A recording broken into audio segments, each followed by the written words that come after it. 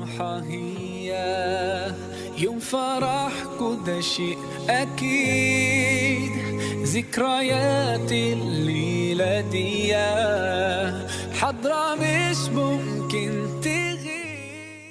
Assalamualaikum warahmatullahi wabarakatuh. Waalaikumsalam warahmatullahi wabarakatuh. Jumpa lagi teman-teman di kegiatan Darul Arqam SMA Ahmadiyah 3 Tulangan yang berkesempatan pada hari ini yang penuh hikmah dan serta kita diberikan kesehatan sehingga kita bisa berkumpul di sini melakukan penyampaian materi tentang entrepreneurship. Di sini saya tidak sendiri, tetapi dengan salah satu penggiat penggagas kewirausahaan, khususnya di Kecamatan Tulang sendiri dan secara kabupaten dan nasional. Saya selaku moderator, saya Ali Babibuwa, sekarang di Ketua Bidang Pengembangan Kreativitas dan Kewirausahaan Pimpinan Cabang IPM Tulangan. Saya akan mengantarkan teman-teman untuk belajar materi tentang entrepreneurship. Jadi seperti itu. Saya perkenalkan dulu dengan di samping saya. Assalamualaikum Ustaz. Waalaikumsalam Mas Ali. Ini Ustaznya yang penggiat kewirausahaan, yang sangat ganteng, yang sangat inovatif dan progresif. Saya sebutkan kurikulum vitae-nya. Yang pertama, beliaunya bernama Ahmad Al-Farisi, SPDI, berkelahiran di Sidoarjo, tanggal 4 bulan Februari tahun 1990. Alamat Desa Kemantren, sekarang menjabat sebagai Wakil Ismuba di SMA Ahmadiyah 3 Tulangan, sekaligus Sekretaris Majelis Pendidikan Kader Pimpinan Cabang Muhammadiyah Tulangan.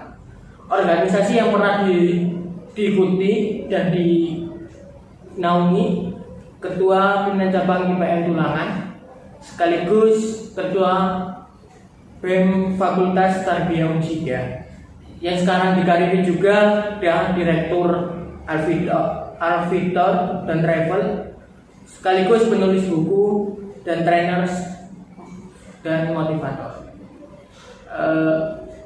Jadi kita akan berbincang-bincang terkait entrepreneur. Bagaimana kita akan sebagai siswa, sebagai pelajar untuk berentrepreneur agar timbul rasa kemandirian bagi kita. Sebenarnya Mas Alif sendiri kan juga seorang entrepreneur. Alhamdulillah juga entrepreneur masih ada kafe ya? Buka kafe ya? Alhamdulillah juga buka kafe.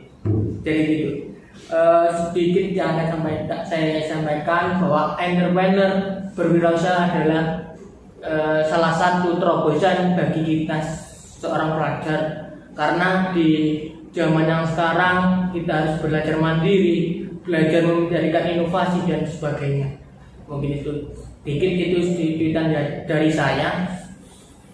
Selanjutnya akan disampaikan ke Ustadz Al-Farisi untuk menyampaikan materi entrepreneur tersebut. Silakan Ustadz, monggo. Assalamualaikum warahmatullahi wabarakatuh. Waalaikumsalam. Alhamdulillah wa syukurillah, la haula wa la quwata illa billah. Syukur kita panjatkan kehadirat Allah. Di bulan Ramadan ini kita diberi kesempatan, kesehatan. Allah masih menanamkan keimanan pada hati kita sehingga kita mampu menjalankan ibadah puasa dengan penuh keikhlasan semata-mata mengharap ridha Allah. Dan tak lupa salawat ma'asalam semoga tetap terlimpahkan kepada junjungan kita Rasulullah Muhammad SAW. Mas Alif, pada hari ini kita akan sharing sebenarnya. Saya tidak akan menggurui, saya pun di bidang entrepreneur ini masih terus belajar banyak guru-guru saya yang sudah lebih sukses. Namun perlu kita share ilmu di sini agar anak-anakku yang kelas 12 ketika nanti lulus dari SMA ada bekal yang mereka miliki, ada semangat baru yang mereka fahami. Ketika lulus SMA sudah ada gambaran kemana nanti akan saya melangkah. Jadi salah satu di antara cara untuk meraih kesuksesan memang adalah menjadi seorang entrepreneur atau seorang pengusaha berdagang. Bahkan Nabi Shallallahu Alaihi Wasallam itu sejak remaja sudah mulai berdagang. Usia belasan tahun sudah ikut dengan pamannya yaitu Abu Thalib berdagang ke Syam, ke Syria. Jadi semangat di dalam mencari ilmu, semangat di dalam mencari rezeki juga dimiliki oleh Rasulullah. Bahkan Rasulullah dikenal sebagai seorang pedagang yang sukses. Sampai-sampai seorang saudagar perempuan di Mekah saat itu, Khadijah, tertarik dengan apa yang dimiliki oleh Rasulullah. Dengan kemampuan yang dimiliki Rasulullah, akhirnya Khadijah pun mempercayakan modal dan seluruh dagangannya kepada Rasulullah, dan akhirnya berhasil. Sampai nanti pun Khadijah menjadi istri daripada Rasulullah, yang selisih usianya Khadijah saat itu usia 40, Rasulullah berusia 25. Nah, kalau kita melihat dari sejarah yang dimiliki oleh Rasulullah, diawali usia belasan tahun sudah berdagang, semestinya kita generasi muda pun jangan malu, ya, jangan malu. Lebih baik kita mampu berdiri di atas kaki sendiri. Kita mempunyai penghasilan walaupun sedikit, tapi itu adalah jerih payah kita. Daripada kita ikut, ya mohon maaf, misal di pabrik, ya kerja jam 7 sampai jam 4 sore. Baik pula, tidak apa-apa, tidak masalah. Namun 10 dari pintu rezeki, ke-9-nya itu adalah dari berdagang. Maka jangan malu untuk berdagang. Saya pun Mas Khalid sejak kelas SD, sejak usia SD, ya kira-kira kalau saya ingat kembali kelas 3 itu sudah bantu bapak saya, ya jualan susu dulu keliling kampung gitu. Kalau anak usia segitu mungkin malu diajak teman gitu ya, tapi saya nggak peduli. Mungkin di fase-fase bermain ya Ustaz. Iya. Itu. Tapi ternyata melalui hal itu menempa mental saya, dan sampai kuliah pun saya pun tidak pernah minta uang dari orang tua. Jadi memang seorang remaja harus mampu mandiri, apalagi seorang laki-laki.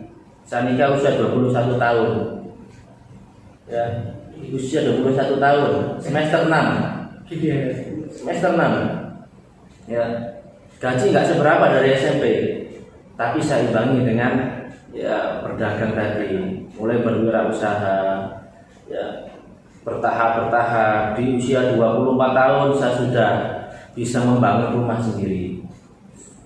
Memang planning saya, target saya sebelum usia 30 saya sudah harus punya rumah sendiri. Dan alhamdulillah Allah ijabah di usia 24 tahun. Target-target itu pun saya tuliskan, ya. Jadi seorang remaja harus mempunyai planning. Maka sebagai seorang entrepreneur, kalau ingin menjadi entrepreneur, ada beberapa kiat yang harus kita miliki, yang harus kita lakukan. Yang pertama, jelas kita harus menentukan tujuan hidup kita, ya, tetapkan tujuan kita. Kalau ingin berbisnis, kita harus tetapkan nanti saya bisnis di bidang apa, fahami ilmunya, baca buku-buku tentang bisnis. Kemudian setelah itu lakukan action, tidak hanya direncanakan saja. Kalau hanya sekedar rencana-rencana tanpa action, maka akan tertunda kesuksesan itu. Kemudian yang kedua, kita fokus pada tujuan untuk sukses di usia muda. Usia muda itu usia berapa kira-kira? Di antara 12 sampai 25, saya 12 tahun. Kalau saya katakan ya 17 sampai 30. 17 sampai 30. Ya. Jadi usia-usia itu sudah harus produktif kita. Tidak hanya mungkin menghasilkan profit untung bagi diri kita sendiri, tapi juga harus bisa menciptakan, membuka lapangan kerja untuk orang lain. Banyak contoh-contoh entrepreneur muda di Indonesia, luar biasa. Kalau kita googling, rata-rata pebisnis muda sudah banyak bermunculan di Indonesia. Dan itu yang harus didukung. Khususnya orang tua pun harus mendukung. Kalau anaknya ingin berbisnis, dukung sepenuhnya. Jadi mindset itu harus dibangun. Mindset untuk bisa berdiri di atas kaki sendiri, tidak jadi bawahan orang lain. Kemudian yang ketiga, Mas Alif, yaitu pantang menyerah. Pantang menyerah. Never give up. Never give up. Ya, tidak boleh menyerah. Mungkin kita membuka, kita coba berbisnis, ya. Bulan pertama gagal. Ya. Kemudian kita menyerah, saya tidak mau bisnis lagi. Bisnis itu susah, pusing, ya. Harus mikirkan konsep produk yang akan kita buat, harus mikirkan nanti marketingnya siapa saja, membangun jaringan, saya pusing. Lebih baik saya kerja di pabrik, enak, tidak masalah ikut orang, yang penting nggak pusing lah. Itu kalau menurut saya pemahaman yang sedikit keliru. Karena kembali ketika mindset kita sudah mindset seorang pebisnis, maka satu kali gagal, jalan A gagal, kita beralih ke jalan B. Ya, selanjutnya gagal lagi, dicoba berulang kali. Saya pun dulu gitu kan. Pernah jualan bakso, ya, jualannya ayam, apapun itu, dan alhamdulillah terakhir ini yang saya rintis di 2019 kemarin, yaitu saya mendirikan sebuah travel agency, ya, Alfitur and Travel itu. Alhamdulillah, mungkin ini cara Allah untuk menunjukkan kepada saya bahwasannya kegagalan sebelumnya Allah balas dengan kontan ketika kita tidak mau menyerah. Ketika kita yakin dengan pertolongan Allah, kita berusaha dengan semaksimal mungkin, Allah akan memberikan jalan. Sudah jelas di dalam surah Al-Insyirah, Allah memotivasi kita 2 kali. Fa inna ma'al usri yusra. Inna ma'al usri yusra. Maka sesungguhnya sesudah kesulitan pasti akan ada kemudahan. Bahkan diulang 2 kali oleh Allah. Mengapa sampai diulang 2 kali? Semestinya kita berpikir, Allah mengulang 2 kalimat sesudah kesulitan pasti ada kemudahan. Artinya apa? Allah tidak ingin kita menyerah. Jatuh bangkit lagi, jatuh bangkit lagi. Ya. Jadi apapun kondisinya jangan sampai membuat kita menyerah. Kemudian yang keempat, kita harus berani keluar dari zona nyaman. Apa zona nyaman itu? Nyaman dengan kondisi yang ada pada diri kita. Mungkin ada di antara anak-anak yang lahir sebagai anak dari orang kaya, orang yang mampu, ya, kondisinya nyaman. Wah, buat apa saya berbisnis? Buat apa saya jualan, saya dagang? Ya, uang tiap bulan saya sudah dapat jatah dari ayah. Ya, Pak Khalid dapat jatah nggak? Tidak. Enggak ya? Ya. Alhamdulillah. Kita harus belajar. Yang saya tanyakan gini, Ustaz, terkadang teman-teman itu di SMA Muhammadiyah atau di luar sana itu harus berbisnis itu makan. Apakah ada sektor lain yang harus jadi berbisnis tidak di sektor tertentu saja? Apakah seperti itu, Ustaz? Betul. Banyak sektor-sektor yang bisa kita jadikan peluang. Ya. Tidak hanya mungkin di sektor kuliner saja, ya. Saya pun kan pernah mencoba, saya sampaikan sebelumnya di bidang kuliner beberapa kali, ternyata tidak jalan. Akhirnya ketemu di bidang traveling. Kalau sekarang mungkin peluangnya lebih besar, bahkan di tengah pandemi mungkin ya, kebanyakan lebih banyak sering di rumah, sebenarnya itu peluang. Misal ada agrobisnis, ada sistem bercocok tanam dengan hidroponik, ya. Kalau kita ingin membuka wawasan kita lebih luas, kita banyak-banyak baca buku, baca informasi di Google, insya Allah akan mudah kita menemukan sebuah formula-formula baru di dalam berbisnis. Bahkan sayur-sayuran yang organik yang segar itu sekarang diburu. Ya, kita nggak usah buka lapak di pasar pinggir jalan. Sudah banyak media. Kita buat akun Instagram. Ya, sayuran segar Sidoarjo gitu aja misalnya.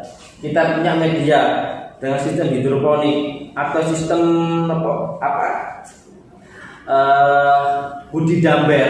budidaya ikan dalam ember. Ya, di situ di budidaya ikan bisa lele, bisa mujair, nanti ditaruh di atasnya bibit-bibit sayur-sayuran. 2 kali panen sayur, panen ikan. Dan ini juga membantu ketahanan pangan. Yang penting itu loh, kita mau untuk membuka wawasan kita. Yang penting mindsetnya harus dibangun terlebih dahulu. Kalau mindsetnya sudah terbangun, maka setiap peluang itu pasti ada. Bahkan batu yang ada di jalan yang seakan-akan tidak berguna, ternyata bisa kita ubah menjadi sebuah nilai jual yang tinggi. Tinggal kitanya saja bagaimana mau memandang. Ya.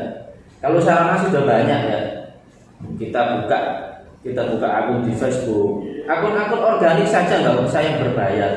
Ya, nggak usah Facebook Ads, IG Ads, tapi kalau kita rutin buat konten yang menarik, ya, maka insya Allah market kita pun akan semakin tinggi. Jadi banyak peluang sebenarnya Mas Alif. Dengan media apapun juga kita bisa mengelola sehingga kita mendapatkan yang spektakuler seperti itu. Bisa menjadi sebuah nilai jual. Hobi menjahit misal, ya. Hobi menjahit. Jadikan hobi itu sebagai peluang kita untuk bergerak usaha.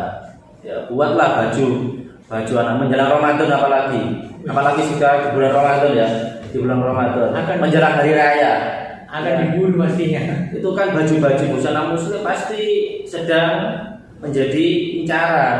Ya. Bagi anak-anak yang punya hobi, punya keterampilan di bidang tata busana tadi bisa membuat baju busana muslim anak-anak, ya. Buatkan akun Instagramnya, ya. Atau kalau followernya masih dikit, endorse selebgram, tidak apa-apa. Ya, banyak selebgram itu yang biaya promosinya murah gitu. Dengan follower ratusan ribu tapi biaya promosinya murah banyak. Yang penting kita mau berusaha. Terus ini kan, apa yang harus kita lakukan untuk mengawali kita berwirausaha sebagai pelajar? Yang harus kita awali. Iya. Yang pertama dibangun mindsetnya dulu. Jelas itu. Kuatkan mentalnya dulu. Kemudian yang kedua cari mentor. Mentor itu penting, Mas. Ya, ketika ingin berwirausaha harus punya mentor. Pendamping lah. Iya, yang mendampingi. Belajar ilmunya dulu. Ya, dengan mentor. Tidak usah lama-lama lah belajar itu ya. Kita 2 minggu saja fokus belajar dengan mentor, belajar kepada mentor, kemudian kita langsung action.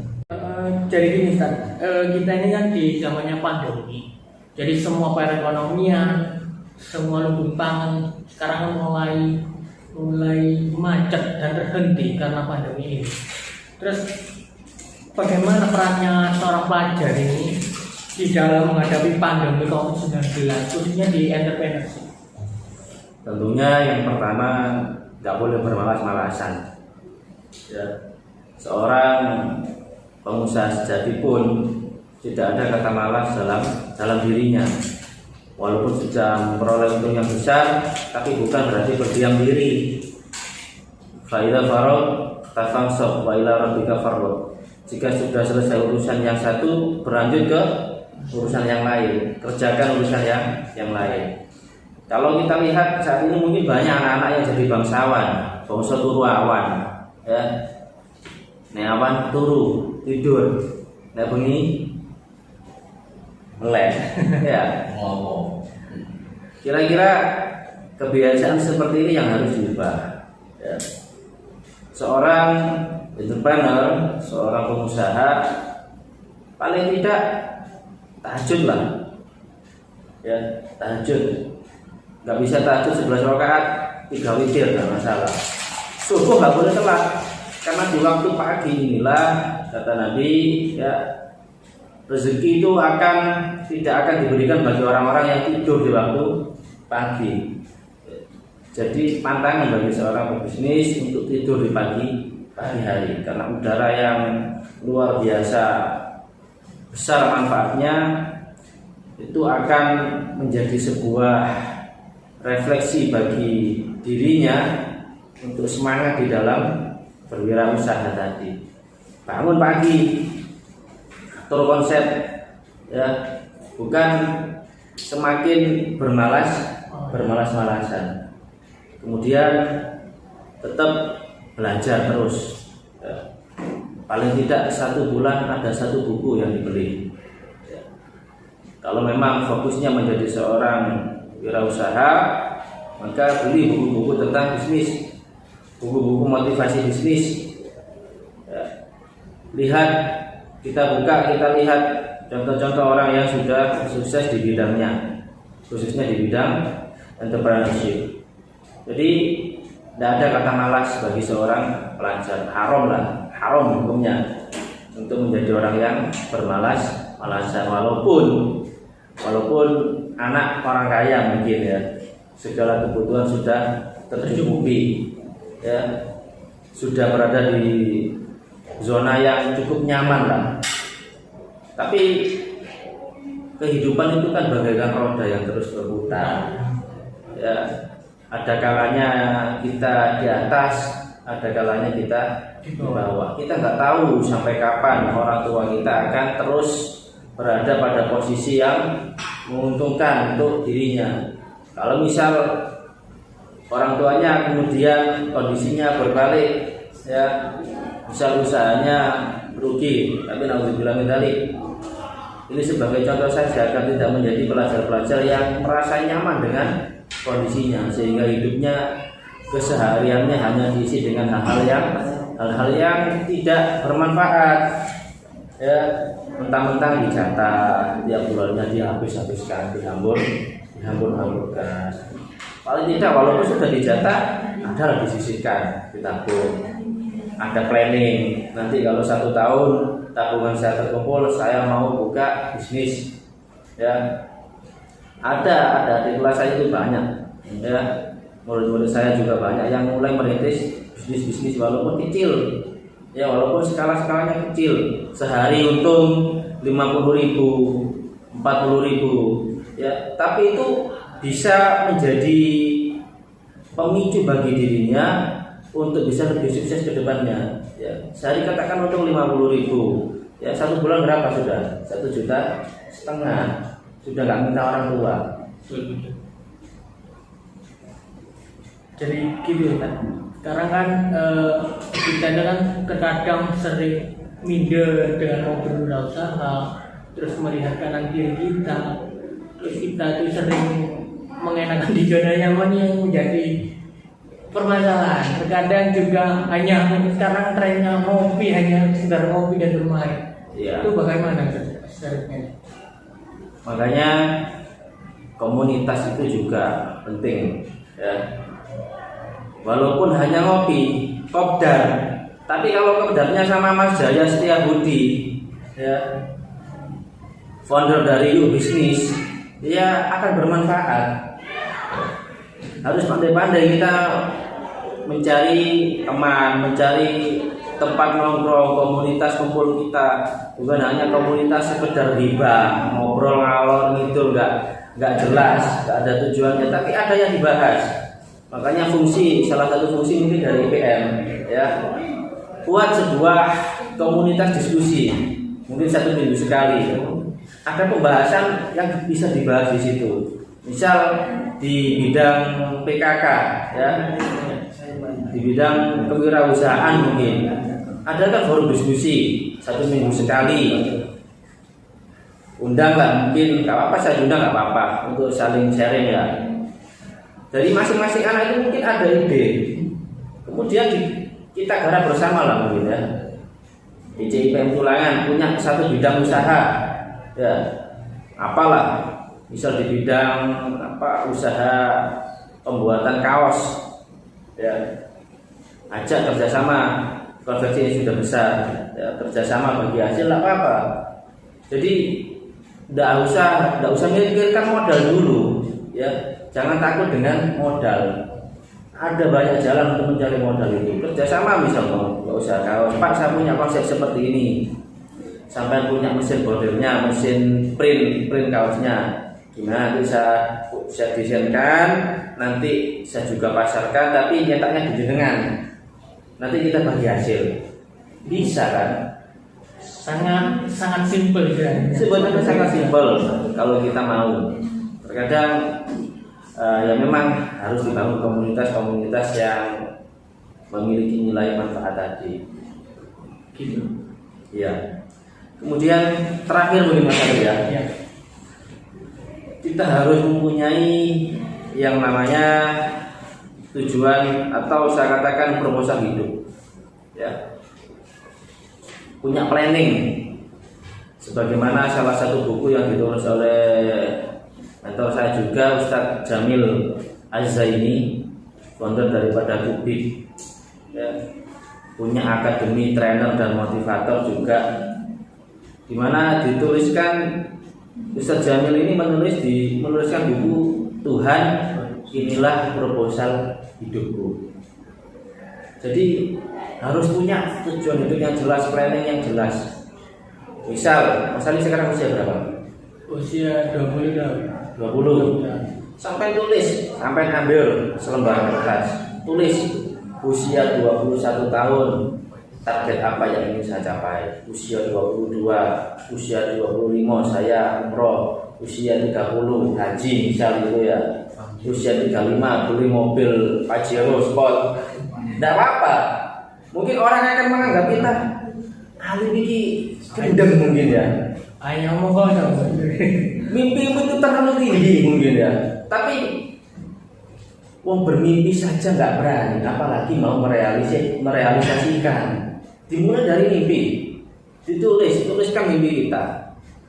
Tempel di tempat yang sering kita lihat. Kalau kita setiap hari bercermin, tempel di cermin itu.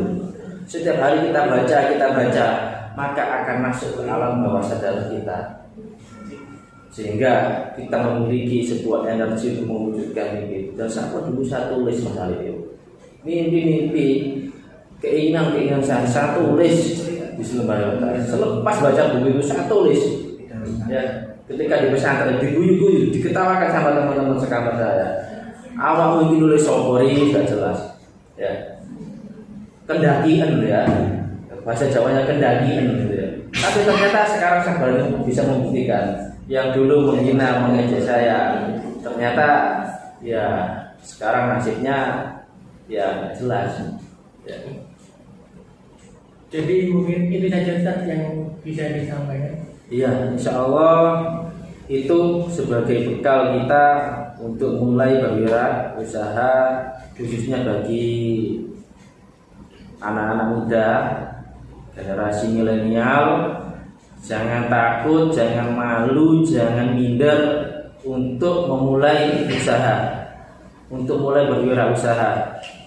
Walaupun usahanya kecil, walaupun keuntungannya minim, tapi kalau kita yakin, kalau kita benar-benar fokus terhadap apa yang kita kerjakan dan kita terus berusaha tanpa pantang menyerah, kita bangun komunitas yang positif, kita cari relasi sebanyak mungkin, ya insya Allah cita-cita kalian akan diwujudkan, dimudahkan oleh Allah Subhanahu wa Ta'ala. Mungkin itu saja yang disampaikan oleh pemateri kita. Di samping saya Ustadz Al-Farisi. Kita tutup mungkin ya sesi kali ini dengan doa kafaratul majelis. Subhanakallahumma wa bihamdika asyhadu an la ilaha illa anta astaghfiruka wa atubu ilaik. Wassalamualaikum warahmatullahi wabarakatuh. Waalaikumsalam warahmatullahi wabarakatuh.